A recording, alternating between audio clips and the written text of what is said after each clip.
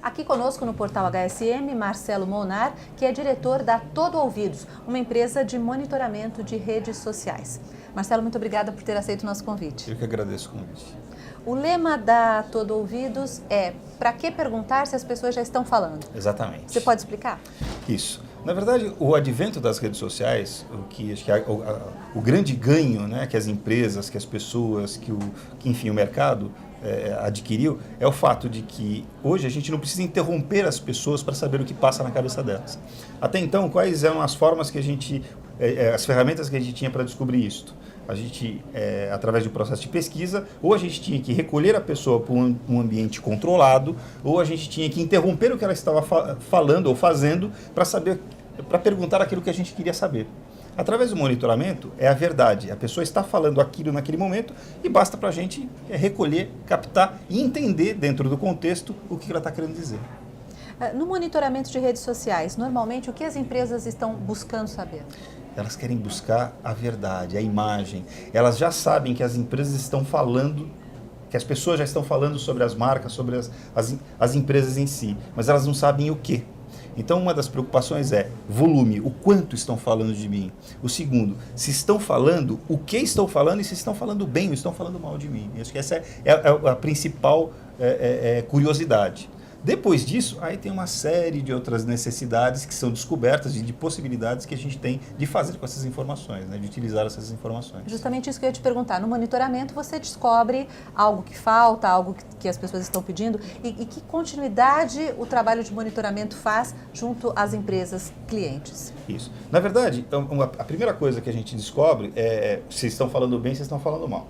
Um dos pontos que a gente tem que verificar é o seguinte: se estão falando mal e é uma verdade, corrija. Não precisa nem intervir. Se você tiver condições de corrigir, corrija. Se estão falando mal, mas por uma falsa informação ou por uma meia informação, esclareça.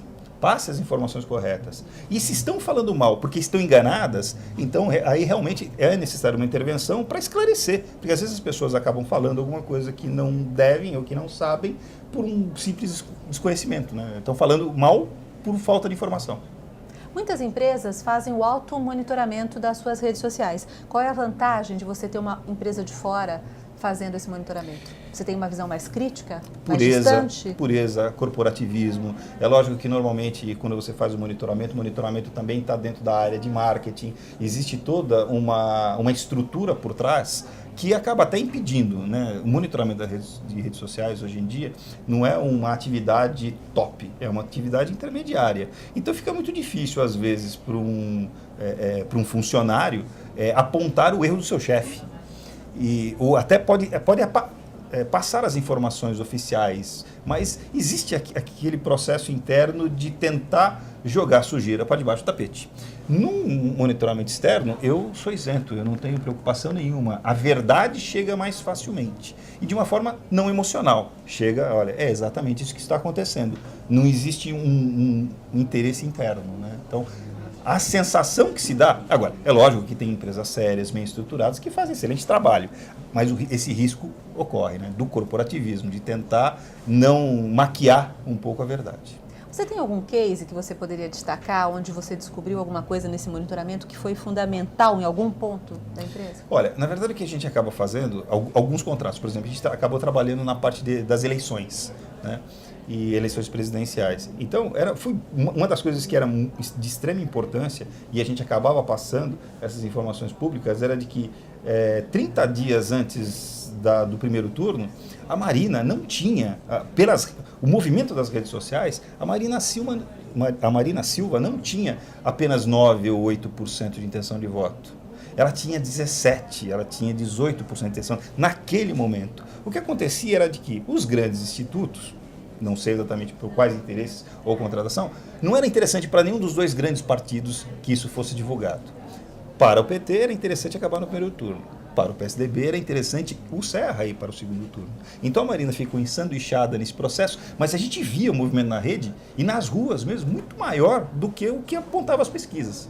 E foi inevitável, tanto é que esse foi um dos pontos muito criticados em relação aos institutos tradicionais de pesquisa, porque do erro, né?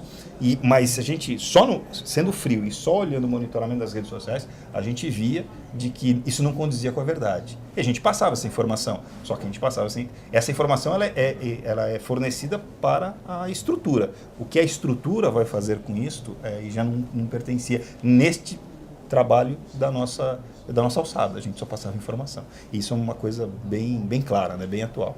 Tá certo. Marcelo, muito obrigada pela sua entrevista e pela sua participação. Agradeço. Portal HSM, o melhor conteúdo de gestão.